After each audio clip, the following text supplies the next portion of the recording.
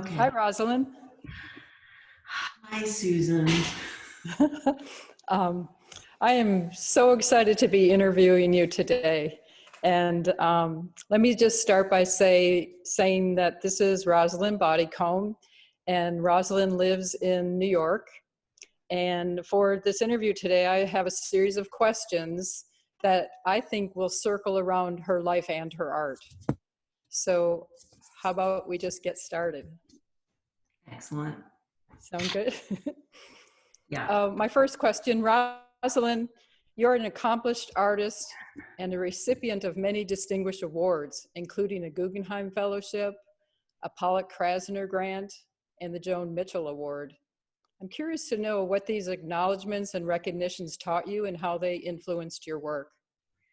Well, interestingly, was the process of applying for the awards that taught me more than the actual winning of the awards. It kind of reminds me of I don't know, did you ever watch Northern Exposure with Chris in the Morning? And one of his quotes was, "It's not the thing you fling, it's the fling itself." So the process of applying for like the Joan Mitchell Foundation, well, the Joan Mitchell Foundation is a nominated award. So I was not, cognizant that it was coming down, that it was going to happen. And so what it taught me was that you never know what's coming down the pike. In your darkest hours where it's like, oh, nothing's never going to happen. All of a sudden, bam, someone says, hey, how about taking this on? And it's just great. So that was but I learned that from that experience. And then the John Simon Guggenheim, it's a project-based fellowship. And so I had to learn how to talk about painting as a project, which had never been my discipline. It was just like, it was there, I want to paint that. But by doing that, it also helped me articulate my intent. And that was a really great lesson to learn from that experience. And how do you think that those awards influenced your work? Well, I don't know that it influenced my work as much as it influenced my thinking about my work. Mm-hmm. Awesome. So let's go back to a starting point, which I always love to do when I think about where artists start or where they came from. What is a memory that you have from childhood that connected you to the arts? Okay, my earliest memory of being involved with the arts was in first grade. We were assigned, there was a drawing assignment. It was a series of I think 12 drawings. And I decided I was going to turn it into a little book. And then won first prize for this assignment. And so that was like, my identity was set. It's like that, this is who I am. And from that point forward, that was my identity. That's fantastic. So let's then next talk about influences.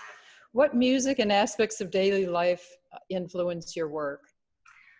Okay, music, I always paint with music, either music or storytelling. And most of the music I'm interested in is like a kind of storytelling, like singer-songwriters like Leonard Cohen or Gillian Welch, Joni Mitchell, Bob Dylan, Miriam Makeba. Even if I can't understand the language, I know there's a story there. Salif Keita, and listening to an eclectic assortment of music like jazz, you know, I love, you know, Eric Dolphy or Miles Davis, Nancy Wilson, Cannonball Adderley. And then because they're all often in their ballads telling stories. And then in classical music, like listening to like Ravel, like Scheherazade, you know, which is a wonderful story, and painting to those, you know, kind of outside influences in the studio. As far as daily routines, just about anything I think inspires me to apply some creativity into it. Gardening, I find a wonderful release. Weeding, you know, it's just like it's a sense of completion for that one little patch until you look up and see the other patch. And then, you know, you go on to something else. I love visualizing those musicians. You could come and DJ my studio anytime.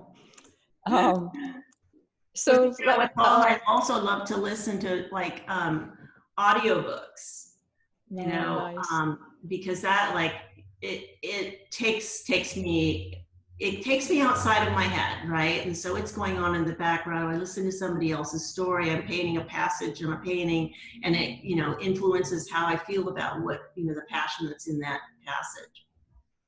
Nice. So focusing on your medium of painting, I'm really curious to know what first inspired you to pick up a paintbrush and just start painting. Well, I would say that I started painting seriously when I was about 15. And that was brought on by a teenage angst mostly, and trying to kind of develop my sense of self.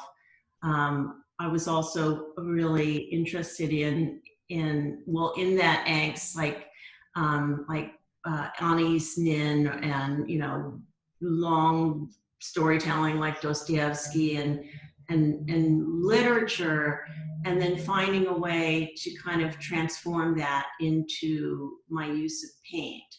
At the time, I was really, really kind of enthused with the romance of Vincent van Gogh. And so I painted like him, and just like basically taught myself how to paint. Okay. When I look at your work, especially the work that I've seen in the past, and maybe even the work behind you, I see connections and relationships. There's relationships between object, time, and motion. That's what occurs to me. And I was wondering if you could talk about a little bit about those relationships. Yes.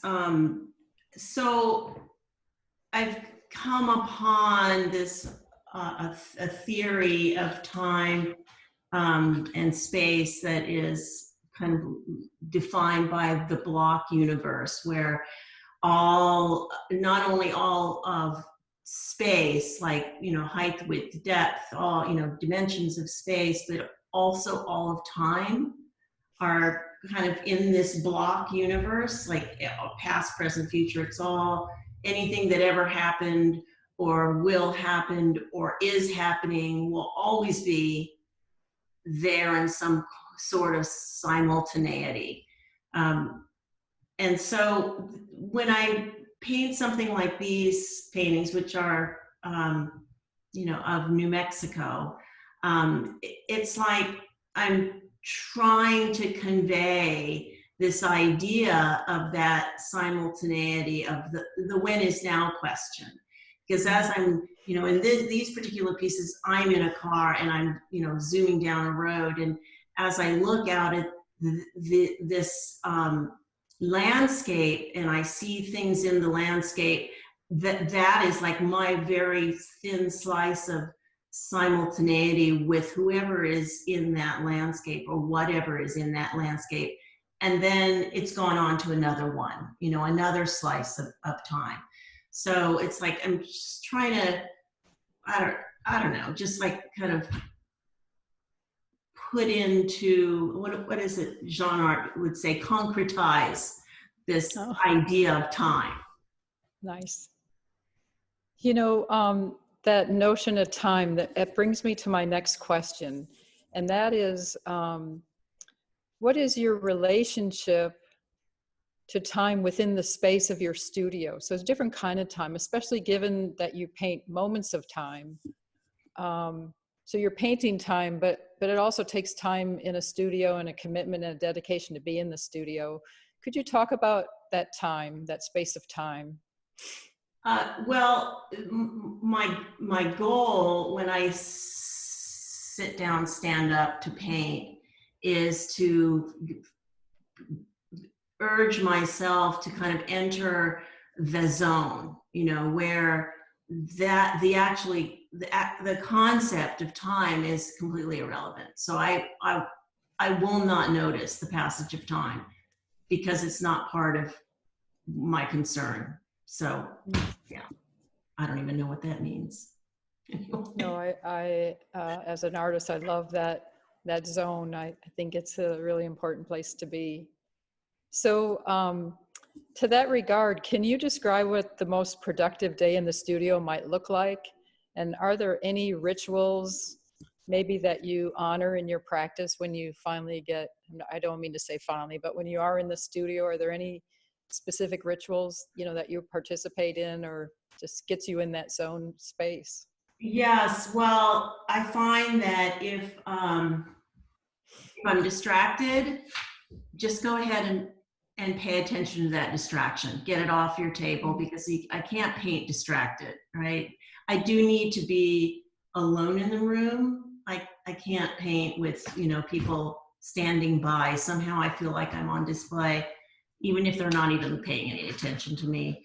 And music and like, you know, books or on audio or something are real important to kind of help me divorce myself from myself. It's almost like, all right, you know, nattering head person, go pay attention to that story I have to paint here.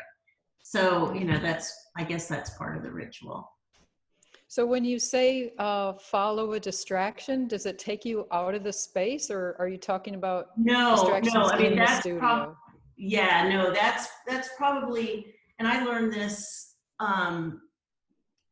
a long time ago, and that is when it comes to the studio, just show up. You know, just you can't do anything else. Just show up in the studio, do other things, you know, whatever is on your plate that day, deal with it. And eventually you'll get some work done. But if you're not there in the studio, then you'll find other distractions that will take you away from your work. That's a beautiful, it's beautiful advice. And, so I'm really curious about how environment and state of mind influences your work. So maybe you mentioned that a little bit, but could you elaborate on that a little more? Yes. So yes, like the state of mind would, you know, distractions would of course be part of that state of mind. I know that I can't work angry. If I'm angry about anything, I won't even touch, you know, a brush. But I also know that, you know, like depression will very often keep you from your work. I think that sometimes there's a confusion of depression and anger. It's like, you know, which is it? Something's like upsetting you. You're not centered. I can't go paint. I'm not centered. But what I find is that it's very important for me to know that I have a reason to be. And painting gives me that reason to be. It helps me center myself and give me definition. So that's part of the showing up routine. It's like I find after, you know, it's like even though I want to give I can't do this. Once I start painting and allow myself to get out of that headspace, it then, you know, revives me. It's like, oh, that's what you know, this is what I'm supposed to be doing. I'm doing it now. So my last question, coming out of maybe nowhere, is, Rosalyn, what are you waiting to do? Okay. So this, I don't know if you are a Star Wars fan, but Yoda is We love very, Yoda. very famous. We love Yoda. Words of wisdom. And there's one quote by Yoda that you can replace the word try for wait, you know, to answer Oh, the question. And so it would read, do or do not.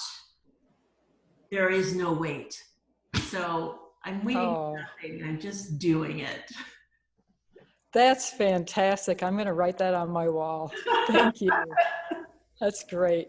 Thank you, Rosalyn, so much for your generosity and time, and especially letting us come into your studio and take a sneak peek at what you have going on right there.